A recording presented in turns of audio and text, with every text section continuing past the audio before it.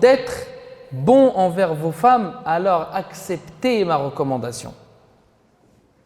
Il nous le recommande et il nous demande d'accepter sa recommandation. C'est ce que ça veut dire istawsu bin nisa'i khayra.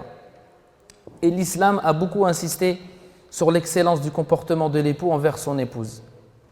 Et le prophète sallallahu alayhi wa sallam dit dans un hadith: le meilleur d'entre vous est le meilleur avec sa femme, et je suis le meilleur d'entre vous avec ma femme. Parmi les aspects du bon comportement, bien lui parler et prendre soin de son aspect extérieur devant elle. Parce qu'on aime bien dire que la femme elle doit avoir un bon aspect extérieur envers son homme, mais l'homme aussi, il doit avoir un bon aspect extérieur envers sa femme.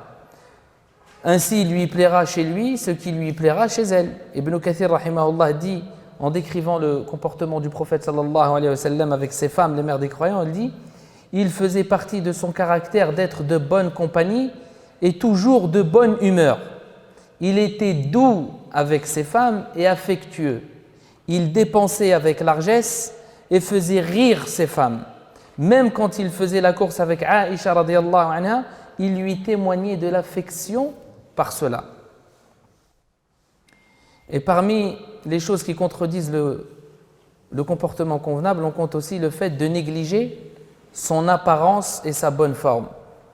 Ibn Abbas radiyallahu anhu, ça c'est un compagnon. Et écoutez ce qu'il dit. Ça c'est Ibn Abbas, Moyen-Âge, il y a 14 siècles. N'a rien à voir avec notre époque. Il dit: j'aime me faire beau pour ma femme comme j'aime qu'elle se fasse belle pour moi.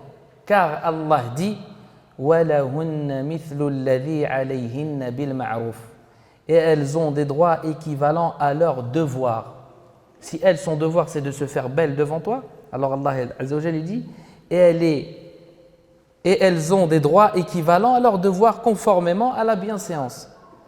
Aussi, donc, la beauté des hommes diffère selon la situation de l'âge,